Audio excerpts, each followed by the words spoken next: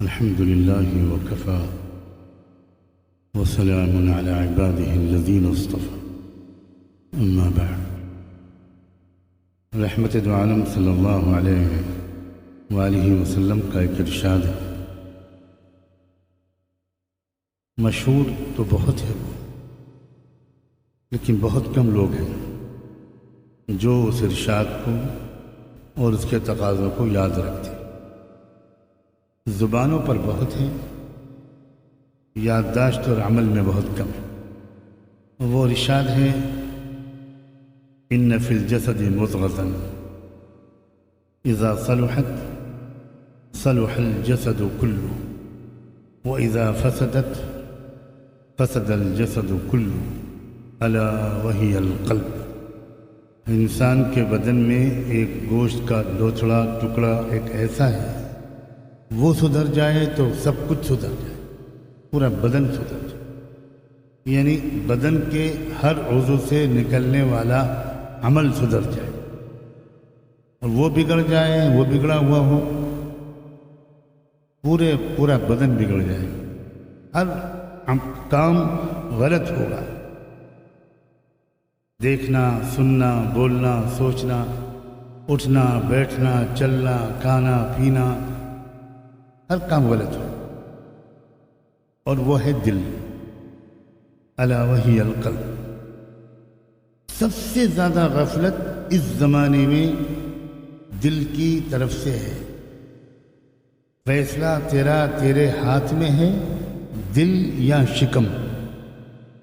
اس زمانے میں ساری توجہ پیٹ کی طرف ہے یا شرمگاہ کی طرف، ہر وقت اسی کی سوچ، اسی کے لیے دوڑ بھاگ، اسی کے لیے انتظامات، اسی کے لیے اٹھنا، بیٹھنا، سفر کرنا، فکر مند رہنا۔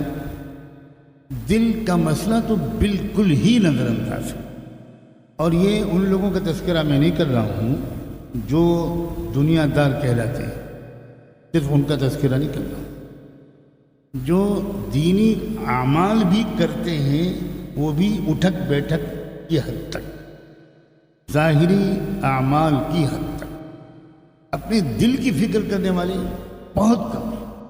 اور اگر انسان کی بس میں اپنے دل کی اصلاح نہ ہوتی تو اللہ کے رسول اس کا مطالبہ ہی نہ کرتے۔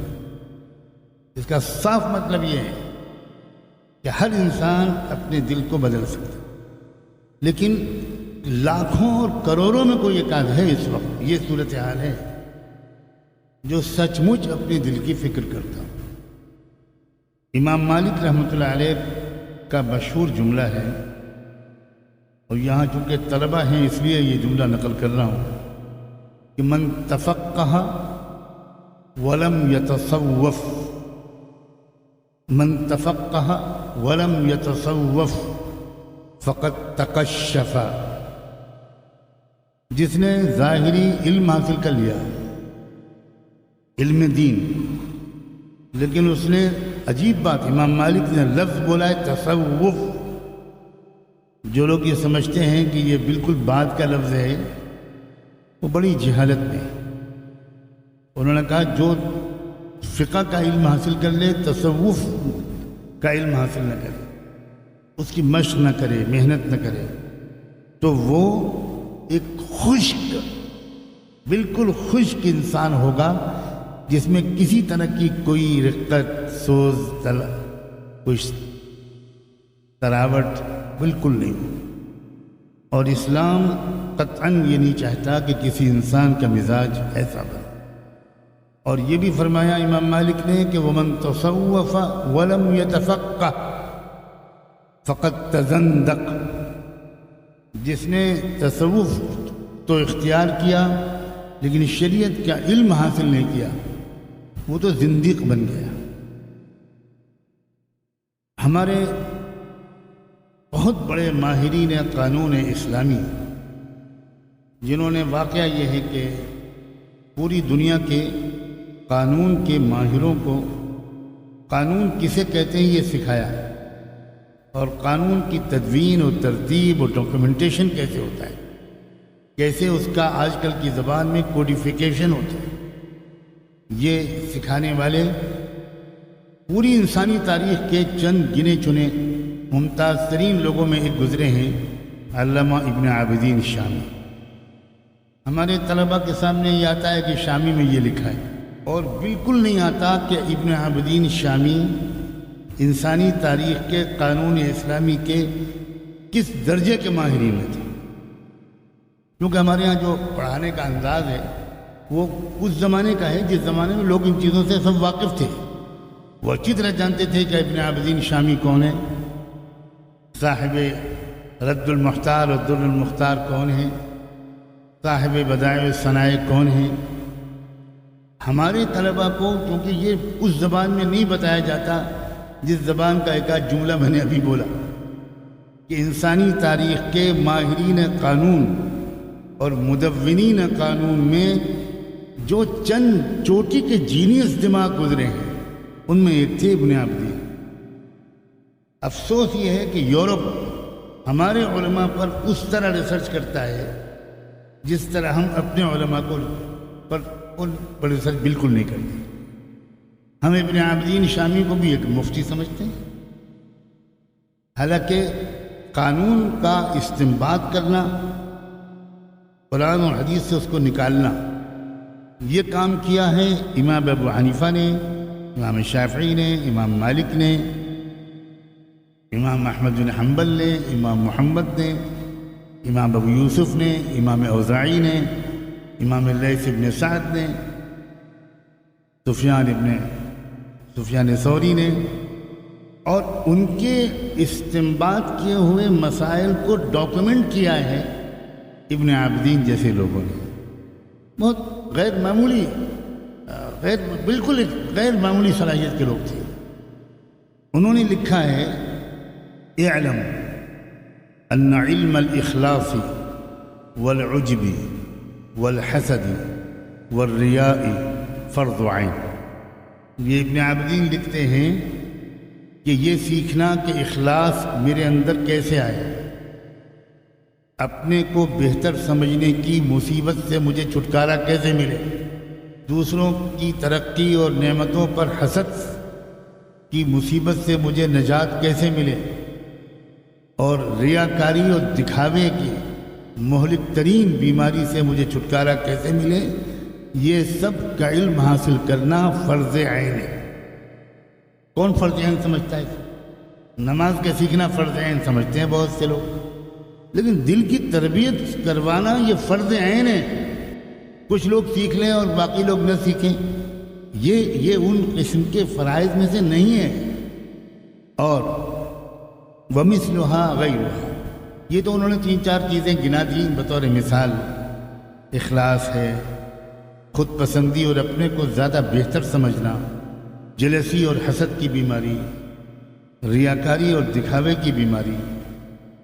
جو کام انسان جس کوالٹی کے ساتھ دوسروں کے سامنے کرتا ہے، جب تک وہ اسی اہتمام اور کوالٹی کے ساتھ تنہائی میں نہیں کرے گا، اس کا مطلب یہ ہے کہ وہ جو کچھ کر رہا تھا وہ ریاکاری ہے۔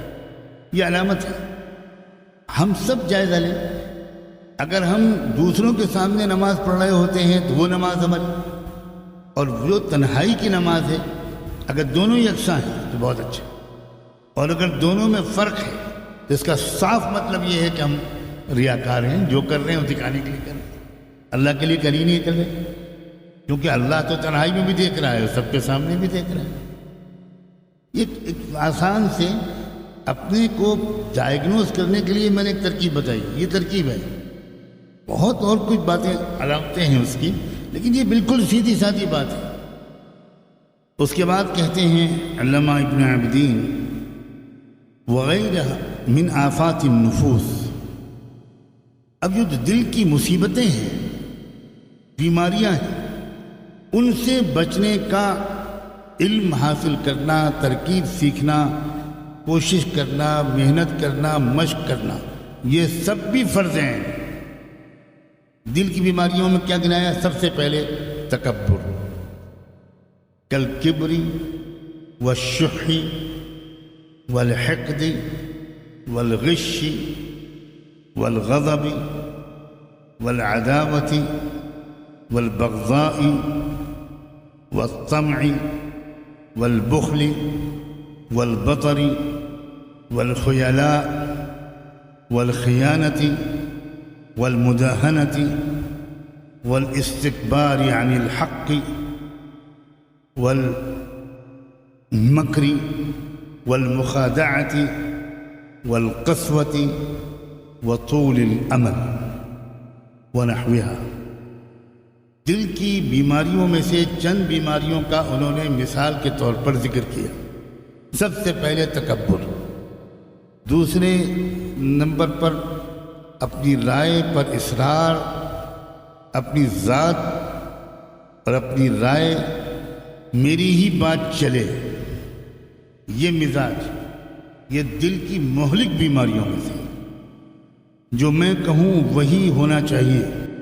اسی طرح بخل، کنجوسی، کینہ، دل میں کسی کے بارے میں ایک رنجش جو جم جائے، جو اندر بیٹھ جائے، کسی کو دھوکہ دینا، غصے کی کیفیت، دشمنی، لالچ، اترانا، خیانت کرنا، ذمہ داری کو ادا نہ کرنا یا امانت میں خیانت کرنا، چاپلوسی، کسی بات کو حق جان کر بھی بڑائی کے احساس اور تکبر کی وجہ سے نہ ماننا، دھوکہ، چالیں چلنا، سازشیں کرنا، دھوکہ دینا، اندر کچھ ہے ظاہر کچھ کرنا، دل کی سختی، سنگ دلی، لمبے لمبے دنیاوی زندگی کے منصوبے بنانا. یہ چند چیزیں گنائی ہیں، ان میں سے سب کا تعلق دل سے. اس میں زبان کے گناہ نہیں گنائے گئے، اس میں آنکھوں کے گناہ نہیں گنائے گئے، اس میں پیٹ کے اور شرمگاہ کے گناہ نہیں گنائے گئے. صرف ایک تکبر کی بات میں دو چار جملے میں کہہ دوں، اللہ کی پناہ، جس شخص کے دل میں رائی کے دانے کے برابر تکبر ہو، اللہ کے رسول کہتے ہیں کہ جنت کی خوشبو نہیں سونگ سکتا. ہو سکتا ہے وہ نفلیں پڑھتا ہو سکتا ہے وہ مدرسے کا ذمہ دار ہو سکتا ہے وہ تراویح پڑھاتا ہو سکتا ہے وہ بخاری پڑھاتا ہو سکتا ہے وہ حج اور عمرے کرتا ہو سکتا ہے وہ خانقاہ چلاتا ہو، سب کچھ کرتا ہو، اور اگر تکبر ہے، حضور فرما رہے ہیں جنت کی خوشبو نہیں سونگ سکتا. ایک علامت جانو، سنو، کیسے آپ جانو گے کہ آپ کے اندر تکبر ہے؟ بہت علامتیں ہیں، ایک گناتا ہوں. اگر آپ کو کوئی بڑا نصیحت کرے اور آپ کو وہ اچھی نہ لگے، اس کا مطلب یہ ہے کہ دل تکبر سے بھرا ہوا ہے. یہ میں بہت ہی آسان بات کہہ رہا ہوں، جس میں انسان جس طرح اپنا بخار چیک کر لیتا ہے، اسی طرح یہ چیک کر سکتا ہے کہ میرے اندر تکبر ہے کہ نہیں. اور نصیحت کرتے وقت آپ کے دل کی کیفیت آپ کے چہرے سے ظاہر ہوتی ہے، آپ اس کو چھپا نہیں سکتے، بالکل نہیں چھپا. 100% جھوٹ بولتا ہے وہ شخص جس کے چہرے سے ناپسندیدگی ظاہر ہو رہی ہے، اور وہ اب پوچھنے پر کہتا ہے کہ نہیں وہ تو بہت اچھا ہے. بالکل غلط بات ہے. بالکل اللہ نے ایسا بنایا ہے انسان کا چہرہ کہ مکار سے مکار انسان اپنے دل کی کیفیت کو چھپا نہیں سکتا. عجیب اللہ تعالیٰ کی یہ بناوٹ ہے، چھپا ہی نہیں سکتا. اگر کوئی نصیحت کر رہا ہے، ہم کو کچھ سمجھا رہا ہے، اور دل میں اندر سے بے پناہ شکریہ کے جذبہ آ رہا ہے کہ اللہ اللہ کیا ہے، میں آپ کے احسان کا کیسے بدلہ چکا سکتا، یہ کیفیت اندر ہے تشکر کی، امتنان کی، احسان ماننے کی، شکر گزاری کی، تب تکبر نہیں. اذا قیل له اتق اللہ اخذته العزت بالاذن، یہ اسی کردار کے بارے میں قرآن نے اور یہ منافقین کے بارے میں کہا. اولاد آج کل 99.9% ایسی ہے کہ اپنی ماں اور باپ سے زیادہ باپ کی نصیحتوں کو اولاد اچھا نہیں مانتی، برا مانتی. اسی لیے ناکام سب ناکام. سیدنا عمر کا یہ جملہ کوئی معمولی جملہ تھوڑی ہے کہ رحم اللہ امرأ اہدا الی عیوبی. وار عمر، الفاظ آپ کچھ اور بھی تو بول سکتے تھے، رحم اللہ امرأ نبہنی علی عیوبی، نبأنی بعیوبی، لیکن اہدا الی عیوبی. حضرت عمر کہتے ہیں کہ اللہ ہی بس اس کو جزا دے، بہترین انعام دے، اپنی رحمتوں سے نواز دے، جو مجھے میری برائیاں گفٹ کے طور پر پیش کرے، ہدیہ دے.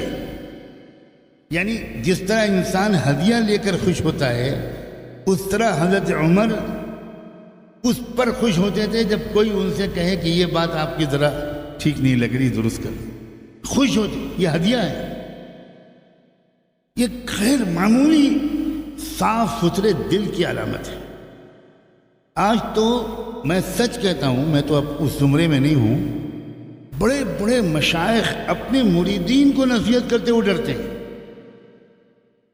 اس لیے کہ وہ جانتے ہیں کہ اس نے رسمی بیعت کی ہے، اس کے دل میں ذرا بھی محبت نہیں ہے، اس کا نفس اتنا موٹا ہے، یہ کچھ سننے کو تیار نہیں ہے. لوگ سیدنا عمر رضی اللہ تعالیٰ عنہ کے اس جلالی کیفیت پر تنقید کرتے ہیں یا اشکال کرتے ہیں کہ وہ بات بات پر صحابہ کرام کو درے سے مارتے کیوں تھے. الٹی بات نہیں سوچتے کہ یہ صحابہ کس بلندی پر تھے کہ وہ اپنی اصلاح کے لیے مار کو بھی برداشت کرتے تھے، اور صرف برداشت نہیں کرتے تھے، احسان مانتے تھے. کیا لوگ تھے، برا ماننے کا سوال ہی نہیں پیدا ہوتا. قوموں کی قومیں گمراہ ہوئیں، بدترین گمراہی تک پہنچی، ان کا ظاہر اور باطن مسخ ہو گیا. وہ قومیں جو نبیوں کی اولادیں تھیں، ان کی نسل سے تھیں، صرف تکبر کی وجہ سے، صرف تکبر. اور سب سے مشکل بیماری جس کی اصلاح ہو پاتی ہے وہ تکبر، کیونکہ انسان آسانی سے مانتا ہی نہیں کہ میرے اندر تکبر ہے. شاگرد ہزاروں ہوتے ہیں، کون چمکتا ہے؟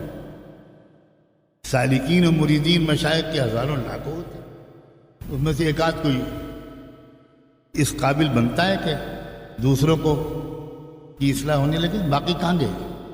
اولادیں ہر گھر میں ہوتی ہیں، لیکن اللہ کی پناہ اگر ماں باپ کا ظرف اتنا بڑا نہ ہو، اولادوں کو ماں باپ سے فطری محبت نہیں ہوتی، ماں باپ کو اولادوں سے فطری محبت ہوتی.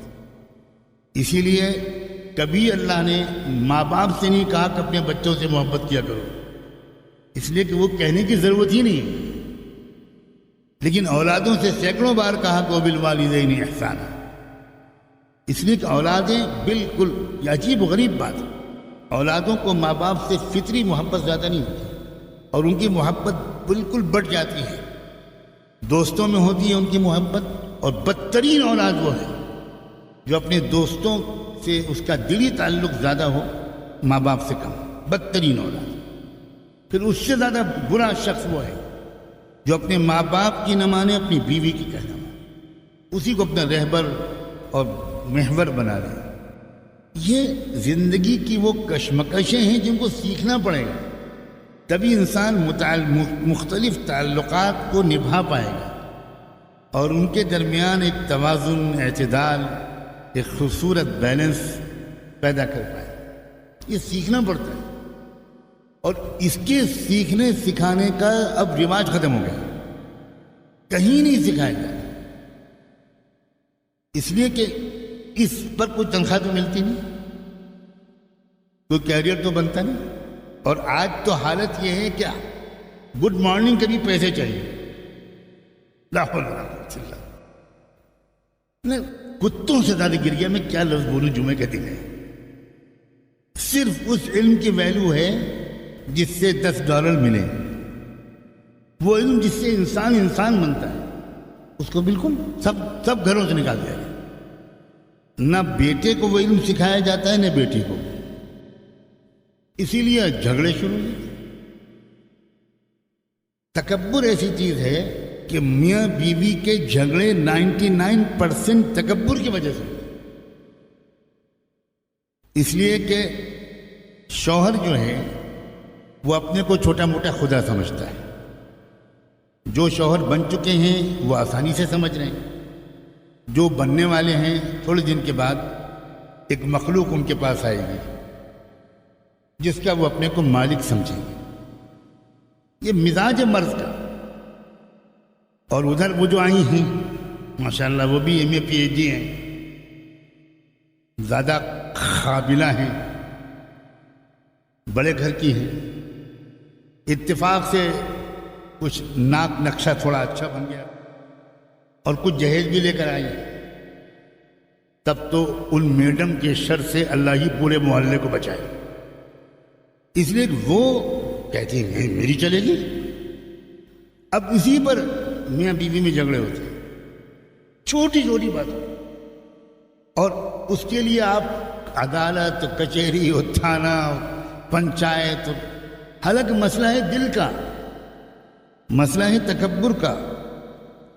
قرآن مجید نے ایک سے زیادہ مقام پر جہاں گھریلو زندگی اور فیملی لائف کو خوبصورت اور خوشگوار بنانے کے احکامات دیے ہیں, وہاں درمیان میں اچانک قرآن نے ایک لفظ بولا ہے, جملہ بولا ہے, وَمَن يُوقَ شُحَّ نَفْسِهِ فَأُولَٰئِكَ هُمُ الْمُفْلِحُونَ. یہ ہے تفسیر. بات ہو رہی ہے میاں بیوی کے تعلقات کی, نکاح کی اور طلاق کی اور عدت کی. یہ احکام آ رہے ہیں اور اچانک بیچ میں قرآن کہتا ہے وَمَن يُوقَ شُحَّ نَفْسِهِ, کہ بس یہ سمجھو کہ جو انسان اس بات سے محفوظ ہے کہ وہ یہ ضد نہیں کرتا کہ میری ہی چلے گی, وہ بہت کامیاب ہے. یہ ہے قرآن قانون اور تربیت دونوں کی کتاب ہے. اور جہاں قانون ہو تربیت نہ ہو وہاں وہی حشر ہوگا جو عام گھروں میں ہوتا ہے. یہ کیوں کہہ دیا بیچ میں؟ نکاح, طلاق اور عدت کے احکام کے قانون بیان ہو رہے ہیں خالص قانونی زبان میں, اور اچانک بیچ میں جملہ کہہ دیا. اس کا خاص کنیکشن اس کانٹیکٹ سے بھی ہے اور عام بات بھی ہے کہ اب دونوں میں سے ایک ہی کی تو بات چلے گی, دونوں کی تو نہیں چلے گی. اور جھگڑا اس پر ہو رہا ہے کہ وہ کہہ رہے ہیں میری چلے گی, وہ کہہ رہے ہیں میری چلے گی. اتنی چھوٹی چھوٹی باتوں پر آج کل جھگڑے ہوتے ہیں کہ بیوی کہتی ہے لائٹ آف کیجیے, شوہر کہتا ہے کہ میں ابھی نہیں کروں گا. جو لوگ ہنس رہے ہیں میری بات کی تصدیق بھی کر رہے ہیں. چھپو مت. ایک رات میں سوتے اب موبائل دیکھنے کا معمول ہے, سب پڑھے لکھے لوگ ہیں. اب آئے ہو 20 دن کے بعد بیوی کہتی ہے بات کرو, آپ موبائل دیکھ رہے ہیں. لڑائی تو ہوگی. کمپرومائز کرنا, دوسرے کی بات کا خیال رکھنا, دوسرے کی بات کو بھی نبھانا, درمیان کا راستہ اختیار کرنا. یہ کہے کہ نہیں نہیں بالکل نہیں, بالکل نہیں, آپ جو کہہ رہے ہیں وہ ہوگا. وہ کہے نا نا نا نا میں اپنی بات واپس لیتا ہوں, میرا خیال میں تم جو کہہ رہی ہو وہ ٹھیک. یہ خوبصورت زندگی کا آغاز طریقہ, آسان. بہت بڑے بڑے مسئلے اس مزاج سے جو تکبر سے پاک ہو حل ہو جاتے ہیں, اور چھوٹے چھوٹے مسئلے یہ عذاب بن جاتے ہیں صرف تکبر کی وجہ. ہم یہ سمجھتے ہیں کہ تکبر کی اصلاح تو کسی شیخ کا خلیفہ بننے کی امید رکھنے والوں کے لیے ضروری ہے, جن کو کوئی خانقاہ کھولنی ہو. کھولنی یہ بھی خاص لفظ ہے, جیسے شو روم کھولا جاتا ہے. وہ سیکھیں تصوف, وہ سیکھیں تکبر اور اخلاص کا مسئلہ. ہم تو عام آدمی ہیں بھائی, ہم سے کیا مطلب. ایک ملازم کو بھی تکبر سے پاک ہونا ہوگا اور اس ملازم کے باس کو بھی, تبھی دونوں کے درمیان اچھے تعلقات ہوں. وہ فیکٹری جہاں کے مالک, جہاں کے مینجمنٹ اور جہاں کے ورک فورس, وہ ان کے اندر یہ تکبر کی بیماری نہ ہو, وہ بہت ترقی کرتی. اس پر توجہ دینی چاہیے سنسیئرلی. اور کسی بڑے نے تو شاندار بات کہی کہ جو شخص یہ سمجھتا ہے کہ مجھ میں تکبر نہیں ہے, اس میں تکبر کوٹ کوٹ کے بھرا ہوا ہے. کیونکہ جس میں تکبر نہیں ہوگا وہ بہت دل سے اعتراف کرے گا کہ نہیں میرے اندر تو ابھی ہے. اور جو چھوٹا بڑے کی بات کا برا مانے. برا ماننے کا مطلب یہ نہیں ہے کہ وہ گالیاں دے، زبان سے کہے، اندر کیا کیفیت ہے کسی نصیحت کے سنتے وقت اور کسی وقت تنبیہ کے وقت یہ احساس ہے کہ اللہ کا شکر ہے کہ کوئی ہے دنیا میں جو مجھے ڈانٹ سکتا ہے، جو مجھے تنبیہ کر سکتا ہے. جس دن میں اس سائے سے محروم ہوں گا کوئی پوچھنے والا نہیں ہوگا کہ میں کیا کرتا پھر رہا ہوں. لیکن کہاں ہیں ایسی اولادیں، کہاں ہیں ایسے چھوٹے؟ اصل دینداری سعادت مندی ہے، تواضع ہے. یہ دو اپوزٹ بالکل پول ہیں. تکبر کے نتیجے میں ہزاروں خرابیاں پیدا، چڑچڑاپن، غصہ، نافرمانی، سازشیں، غیبت، بدگمانی، بغاوت، خیانت، پتہ نہیں کیا کیا ہوتا ہے. اور تواضع کے نتیجے میں اللہ، سعادت مندی، خاکساری، ہمبلنس، بہت ہی مثبت سوچ. سارے اخلاق کا سر چشمہ تواضع ہے. یہ نفسیات کے عظیم ترین ماہرین کی دریافت ہے. امام غزالی رحمۃ اللہ علیہ انسانی تاریخ میں انسانی نفسیات کے 2-4 بڑے، سب سے بڑے لوگوں میں سے تھے. اسی لیے جو لوگ ان عظیم علماء کی تصنیفات کو اپنی اصلاح کے لیے نہیں پڑھتے، معلومات کے لیے نہیں، مضمون نگاری کے لیے نہیں، وہ بہت بڑا ظلم کر رہے ہیں. اگر میں اپنے طلبہ سے کہوں اور لوگوں سے تو مجھے نہیں کہنا چاہیے کہ احیاء علوم الدین تقریباً 700-800 بار میں پوری پڑھ چکا ہوں، اور ہر بار ایسا لگتا ہے کہ پہلی بار پڑھ رہا ہوں، کچھ میں نے تو پڑھا ہی نہیں، فائدہ ہی نہیں اٹھایا. ایک زمانے میں تو حال یہ تھا کہ بس ہر احیاء علوم الدین درمیان میں کوئی اور کتاب، پھر احیاء علوم الدین، پھر درمیان میں کوئی اور کتاب، پھر احیاء علوم الدین. چین ہی نہیں آتا تھا احیاء علوم الدین پڑھنے سے. اللہ امام غزالی آپ کو اعلیٰ ترین مراتب سے نوازے. ایسا لگتا ہے کہ ایک انسان، یعنی سارے انسانوں کے اندر کی تمام مراحل سے جن سے ایک انسان گزرتا ہے، علاج سے پہلے، علاج کے دوران اور علاج کے بعد، ان ساری چیزوں کے امام غزالی نے بیان کر دیا. شاید کچھ چھوٹے ہی نہیں ہے. لیکن کس سے شکایت کروں کہ آج کل کے ہمارے طلباء کو کبھی نام بھی نہیں معلوم احیاء علوم الدین، پتہ ہی نہیں، شوق ہی نہیں ان باتوں کا. اللہ کے بندو اپنے اوپر رحم کرو. یہ میں کتاب اسی لیے لے کر آیا ہوں. اس زمانے کے دل کے علاج کے عظیم ترین ماہر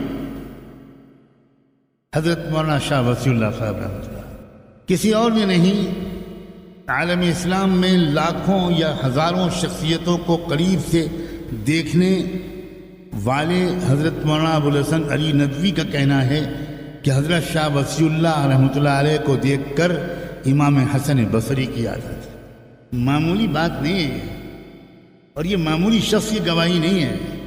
یہ پوری دعوت و عظیمت اور تجدید و اصلاح کی تاریخ کے سب سے بڑے عالم کی گواہی ہے. لیکن آپ میں سے کتنے لوگ ہیں جنہوں نے حضرت شاہ وصی اللہ سے واقف ہیں؟ کتنے لوگ ہیں جنہوں نے حضرت شاہ وصی اللہ صاحب کی چیزوں کو پڑھا ہے؟ نفسیات اور دل کے امراض کے اس زمانے کے بہت بڑے ماہر تھے. اور اللہ کا یہ عجیب معاملہ ہے، ان کا جو علم ہے ایسا محفوظ رہا، ورنہ چلے گئے ہوتے دنیا سے ختم. لیکن وہ جو کہتے تھے لوگ اس کو لکھ لیتے تھے، اور وہ جو کہتے تھے وہ کتابیں اپنے پاس میں رکھتے تھے، کتابوں کے حوالوں کے ساتھ کہتے تھے. اور شاید ان کی تمام ضروری باتیں اللہ نے محفوظ کرا دی. وہ ہے مجموعہ تالیفات مصلح الامت جو میرے ہاتھ میں ہے، 4 جلدوں میں. کون سی بیماری ہے جس کا علاج اس کتاب میں موجود نہیں؟ بخل کا علاج ہے، نفاق کا علاج ہے. نفاق پر تو پوری ایک جلد ہے. ان کتابوں کو پڑھو، بار بار پڑھو، ایسے مطالعہ نہیں، پڑھو پھر جھانکو دل میں، پھر پڑھو، پھر کوشش کرو، پھر پڑھو، پھر کوشش کرو، پھر اللہ سے ناک رگڑ کر دعائیں مانگو کہ اللہ مجھے اس تکبر کی بیماری سے چھٹکارا دلا دے۔ قومیں جو برباد ہوئیں، مردود ہوئیں، تکبر کی وجہ سے۔ جب تک مکے میں رہے اللہ کے رسول،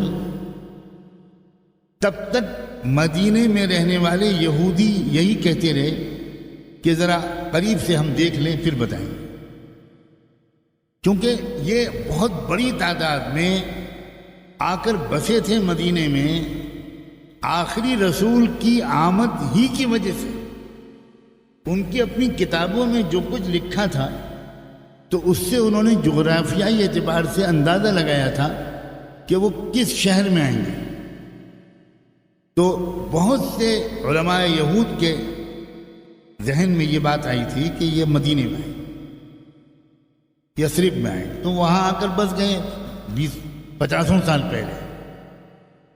یعنی جو لوگ آئے ہوں نبی کے انتظار میں، ان کو تو سب سے پہلے ایمان لانا چاہیے تھا نا بھائی،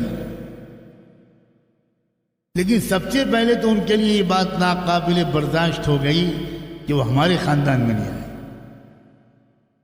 یہ تکبر جب ایک انسان کے اندر ہوتا ہے تو گھر برباد کرتا ہے، محلہ برباد کرتا ہے، خاندان میں پھوٹ پڑتی ہے۔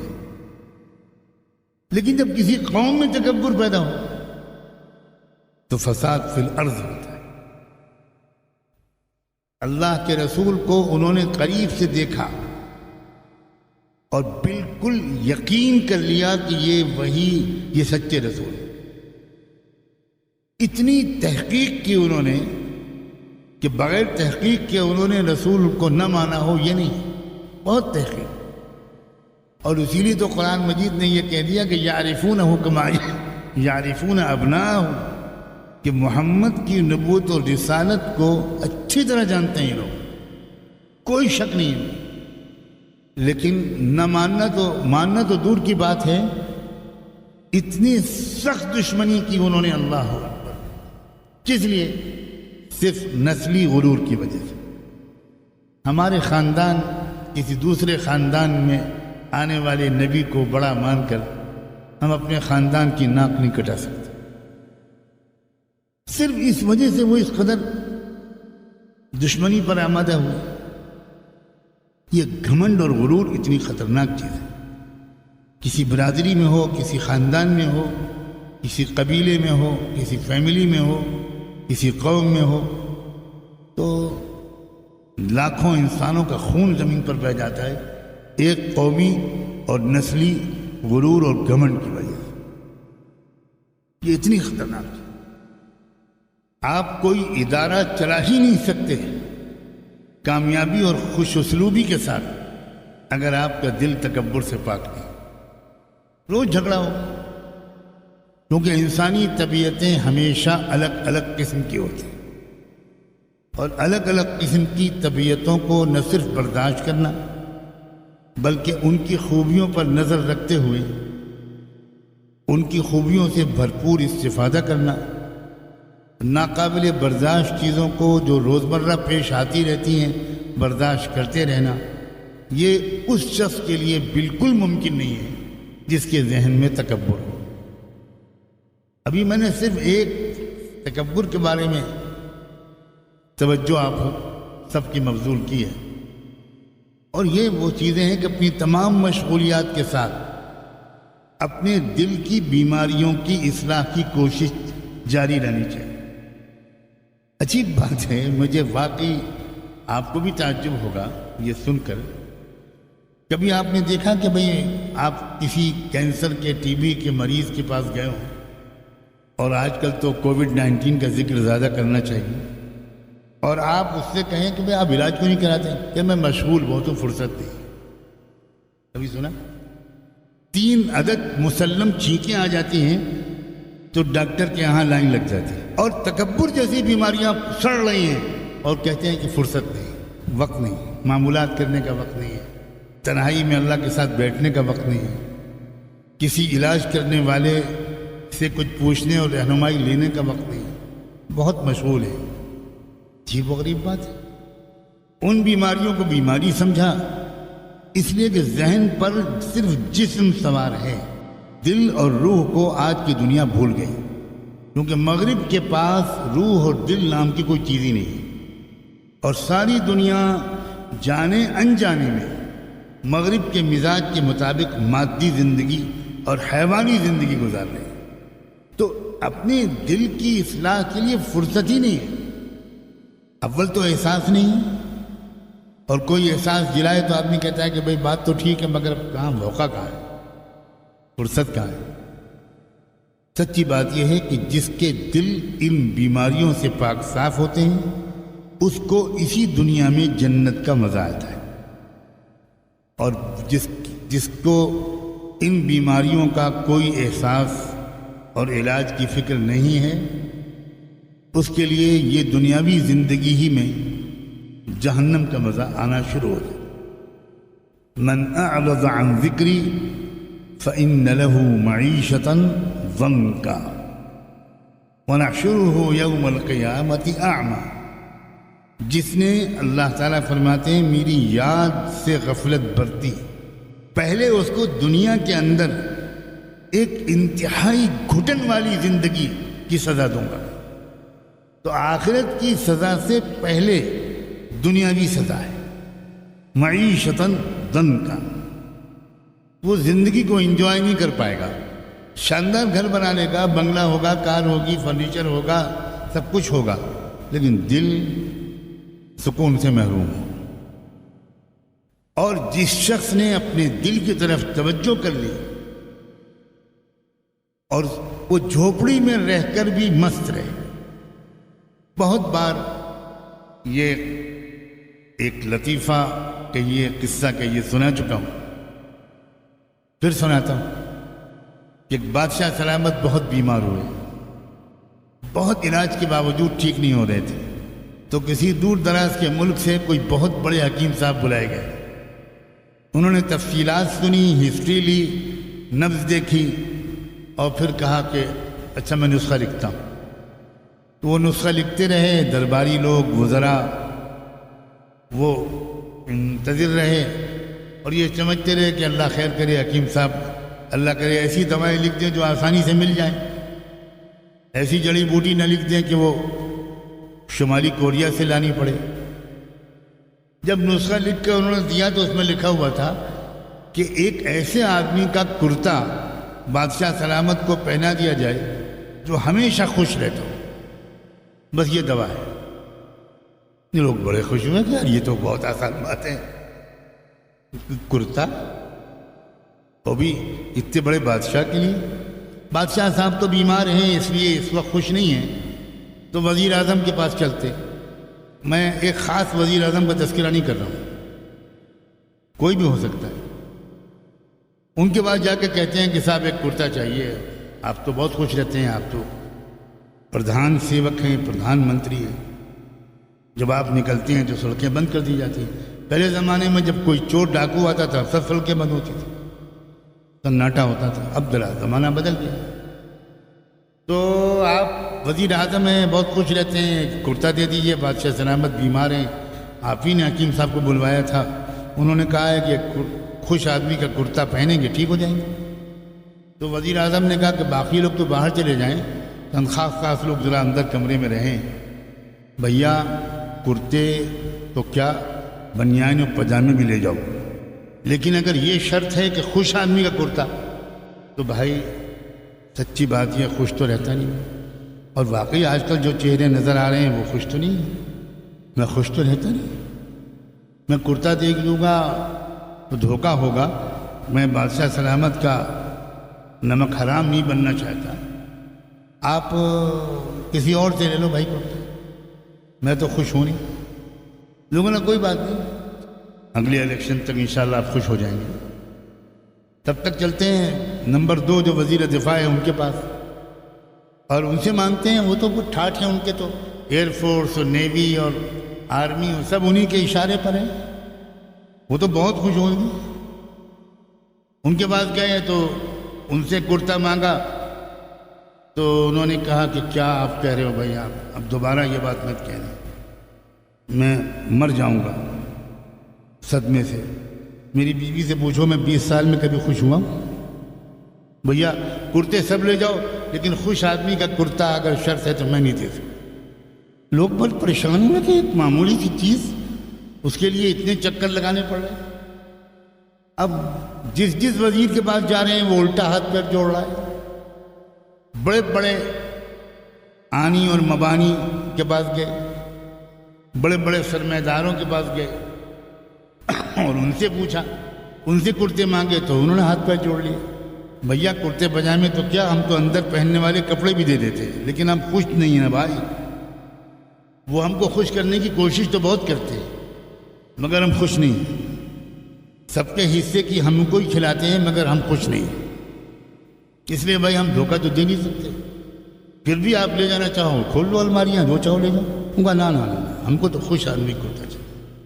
سینکڑوں وزیروں اور امیروں کے پاس سے مایوس ہو کر سرکاری ٹیم نے فیصلہ کیا کہ چھوڑو ان کو، اب چلتے ہیں دیہات میں، اب چلتے ہیں ممدہ پور، جہاں کی سڑک ایسی ہے کہ اگر گردے صحیح مضبوطی سے فٹ نہ کیے جائیں تو پھیپھڑے کے اوپر چلے جائیں۔ یہ تو اللہ میاں کی اسمبلی مضبوط ہے، وہاں چلتے ہیں، کسی اور دیہات میں چلتے ہیں، گاؤں میں جا کر تلاش کرتے ہیں کوئی خوش آدمی وہاں ملے گا۔ ڈھونڈتے ڈھونڈتے ڈھونڈتے ایک ٹیم کو ایک گاؤں میں نظر آیا کہ ایک تالاب ہے، اس میں ایک بڑے میاں بیٹھے ہیں، دھوتی پہنے، ٹانگیں پٹائے، اور وہ ہر کچھ دیر کے بعد تالاب سے پانی نکالتے ہیں اور اپنے اوپر ڈالتے ہیں، نہا رہے ہیں، مست ہیں، گیت گا رہے ہیں، خوب گانے گا رہے ہیں۔ تو دور سے دیکھ کر اس ٹیم نے سمجھا کہ ہو یہ ہے خوش آدمی، اب ملا۔ اس کے بعد پہنچے، وہ کہا کہ بڑے میاں کیا نام ہے؟ اس نے بتایا کچھ۔ آپ کیا کرتے ہو؟ ارے بھائی کھیت میں مزدوری کرتے ہیں، اور کیا کرتے ہیں؟ ارے چھوڑو مزدوری، اب تمہاری لاٹری نکل آئی، اب سونے میں تولے جاؤ گے، نواب بنو گے، نواب 25 ادھر نوکر ہوں گے، 25 ادھر ہوں گے، جاگیردار بن جاؤ گے، مزہ آئے گا، یہ ہوگا اور وہ ہوگا۔ اب مزدوری کچھ نہیں۔ تو بڑے میاں نے کہا کہ مگر بچوں یہ ہوگا کیسے؟ ان کا بس اس طرح ہوگا کہ ایک کرتا دے دو، آپ ایک کرتا دے دو، بادشاہ سلامت بیمار ہیں، خوش آدمی کا کرتا چاہیے، اور ہم نے دیکھ لیا آپ بہت خوش ہو، ایک کرتا دے دو، وہ پہنیں گے، ٹھیک ہو جائیں گے، پھر بادشاہ سلامت پوچھیں گے کس کا کرتا ہے، ہم لوگ تم کو لے جائیں گے، پھر دیکھنا تھوڑا کمیشن ہم کو بھی دے دینا۔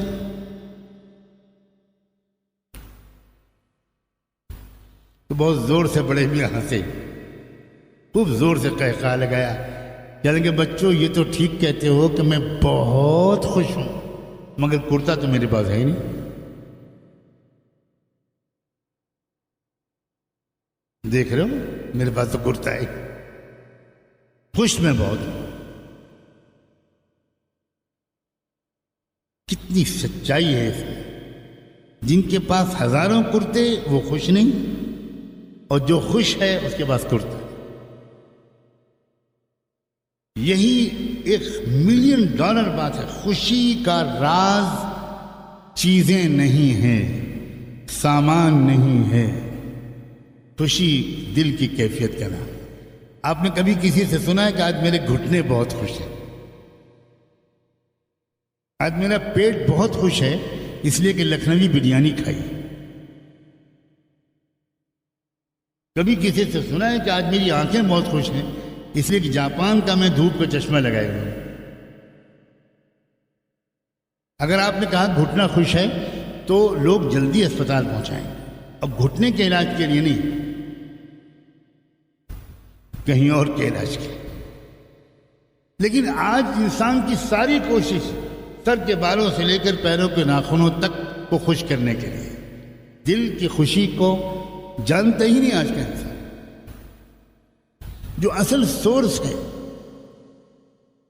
الا بذکر اللہ تطمئن القلوب، دل جو خوش ہوتے ہیں وہ اللہ کی یاد سے خوش ہوتے ہیں، دل غریبوں کی خدمت سے خوش ہوتے ہیں، دل ماں باپ کے سامنے سر تسلیم خم کر دینے سے خوش ہوتے ہیں۔ الفاظ دیکھو، وَاخْفِضْ لَهُمَا جَنَاحَ الذُّلِّ مِنَ الرَّحْمَةِ، اللہ اکبر۔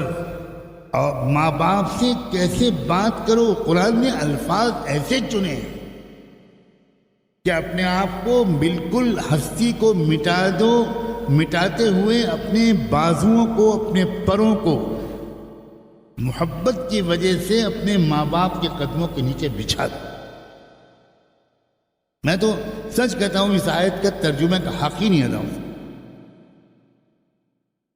کس طرح بات کرتی ہیں اولادیں؟ یاد رکھو، بیٹھنے کا انداز بتاتا ہے کہ تکبر ہے کہ نہیں،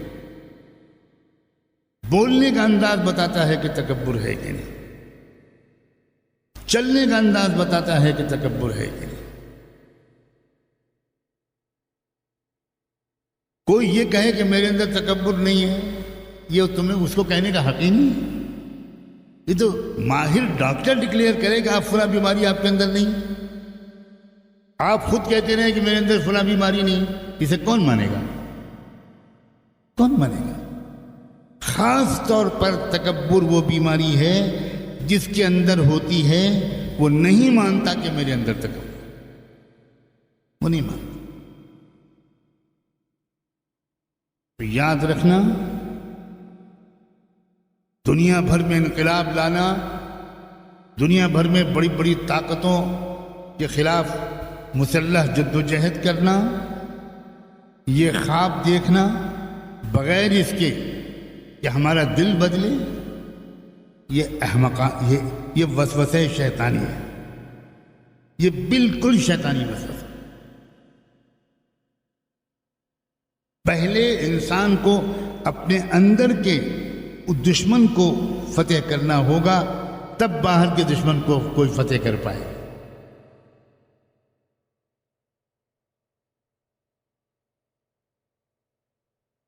یہ بہت بڑا جہاد ہے، اس جہاد سے بڑا جہاد ہے جس جہاد کے چرچے ہیں۔ جب اللہ کے رسول صلی اللہ علیہ وسلم غزوہ تبوک جیسی شدید ترین تکلیف والے جہاد سے واپس آ رہے ہیں، حضور کی زندگی کا سب سے تکلیف دہ سفر، سب سے لمبا سفر، سب سے پرمشقت سفر، ساعۃ العسرہ والا سفر، جس میں لمبے سفر، شدید گرمی اور غذائی سامان کی قلت، یہ کہ ایک کھجور میں کئی لوگ شریک ہوتے تھے، کھانے کا سامان بھی ختم ہو گیا۔ من بعد ما کاد یزیغ قلوبکم، بہت سخت۔ اس سفر سے واپس جب آپ مدینے پہنچنے لگے تو آپ نے صحابہ کو ایک جگہ پر ٹھہرایا، ایک جملہ بولا، واہ، ایک جملہ، رجعنا من الجہاد الاکبر الى الجہاد الاصغر، من الجہاد الاصغر الى الجہاد الاکبر۔ اب ہم چھوٹے جہاد سے بڑے جہاد کی طرف واپس آئے۔ تو یہ جو اندرونی چیزیں ہیں، یہ ان پر توجہ ہو جائے، اور جتنی کم عمری میں ہو جائے اتنا اچھا۔ بیماری جتنی زیادہ پختہ ہو جائے اس کے بعد علاج کرنا اس کو مشکل ہوتا ہے۔ سنجیدگی سے اس کی طرف ہم سب کو توجہ کریں، اور یہ وہ تمام بیماریاں جو علامہ ابن عابدین نے ذکر کی، ایک ایک کر کے وہ سب اس لائق ہے کہ ہم اس کی طرف توجہ کریں، اور جو سچے طالب ہے وہ لازمی طور پر دل کی اصلاح والی کسی منتخب کتاب کو روزانہ ضرور پڑھے تاکہ یاد دہانی ہو، ورنہ آج کل کی دوڑتی بھاگتی سیاسی قسم کی زندگی میں اور مادی زندگی میں ذہنی نہیں جاتا اس طرح۔ تو اگر وہ کتاب کوئی شخص سچے جذبے سے پڑھتا رہے گا، چاہے وہ 4-5 صفحے پڑھے، تو اس طرح توجہ تو ہوگی کہ مجھے ذرا اس پہلو پر بھی دھیان دینا ہے۔ اور انسان کے وقت میں اللہ نے اتنی لچک رکھی ہے کہ وہ جتنے چاہے کام اسی ایک وقت میں کر سکتے۔ اگر وقت کو مینیج کرنے کا طریقہ سیکھ لے انسان تو بہت سے کام ایک محنتی انسان اتنے ہی وقت میں کر لیتا ہے جس وقت میں ایک سست اور کاہل انسان 2 کام بھی نہیں کرتا۔ اسی لیے تجربہ کاروں کا مشورہ ہے کہ جب آپ کسی کو کوئی کام دینا چاہیں تو کسی ایسے آدمی کو کام سپرد کیجئے جو بہت مشغول ہو۔ کسی ایسے آدمی کو کام مت دیجئے جو خالی ہو۔ بظاہر بات الٹی ہے، لیکن الٹی نہیں ہے، بالکل سیدھی ہے۔ کیونکہ وہ آدمی جو مشغول ہے وہ اس لیے مشغول ہے کہ وہ کام کرتا ہے، وہ ایک کام اور بڑھا دے گا، بڑی آسانی سے ایڈجسٹ کر لے گا۔ اور جو آدمی خالی ہے وہ اس لیے خالی ہے کہ وہ کاہل ہے، سست ہے، وہ وقت ضائع کرنے کا عادی ہے، وہ کام کرتا ہی نہیں۔ مشغولیت کا عذر سے بڑا جھوٹا عذر میرے خیال میں دنیا میں کوئی نہیں۔ اس سے بڑا جھوٹا عذر دنیا میں اندر کے ارادے کی کمزوری اصل سبب ہوتی ہے، اور آدمی کہتا ہے اس کو مشغولیت۔ ورنہ آپ ریل میں سفر کر رہے ہو، بس میں سفر کر رہے ہو، اور کسی اسٹیشن پر راستے میں ریل یا بس رکے اور آپ کی نظر پڑے کہ پلیٹ فارم پر آپ کا کوئی دوست، کوئی قریبی رشتہ دار وہ ڈھونڈتا پھر رہا ہے کہ کس ڈبے میں جگہ ہے میں اس میں جا کر بیٹھوں، اور آپ جس ڈبے میں بیٹھے ہیں وہ بالکل پیکڈ ہے، لیکن آپ کا چونکہ اپنا ہے وہ، تو آپ اس کو بلاتے ادھر ادھر ادھر ادھر جلدی آؤ جلدی آؤ، یہاں جاؤ یہاں جاؤ، اور اس کے بعد کیا کہتے ہیں تھوڑا تھوڑا بس تھوڑا، اور جگہ نکل آتی ہے۔ اور اگر کوئی غیر آئے، لفظ غیر کو انورٹڈ کاماز میں، اور آپ کے اندر انسانیت وغیرہ تو کچھ ہے ہی نہیں، خدا نخواستہ، اور اچھی خاصی جگہ بھی موجود ہے، اور اس کے وقت آپ کے ساتھ اجنبی مسافر ڈبے میں آتا ہے اور آپ کی سیٹ کے قریب بڑھنے لگتا ہے، جگہ بھرو، وہ بیگ رکھ دو۔ کیا مطلب ہے اس کا؟ جگہ ہے تو نہیں ہے، اس لیے کہ آپ اس کو جگہ دینا نہیں چاہتے، اور جگہ نہیں ہے مگر ہے اس لیے کہ آپ اس کو جگہ دینا چاہتے۔ بالکل یہی حالت کاموں کا ہے۔ جو کام کرنا ہے انسان کو، اس کے لیے اس کے پاس جگہ ہے، وقت ہے اور ہے، لیکن جو نہیں کرنا اس کے لیے وقت نہیں۔ تو یہ وقت نہ ہونے کا بہانہ بالکل جھوٹا بہانہ۔ اللہ کرے کہ ان باتوں کی کہنے والے کو بھی ان سے نفع پہنچے اور سننے والوں کو بھی ان سے نفع پہنچے۔ ضرورت ہے کہ اس جانب بھرپور توجہ کی۔ سبحان اللہ و بحمدہ، سبحانک اللہم و بحمدک، نشہد ان لا الہ الا انت، نستغفرک و نتوب۔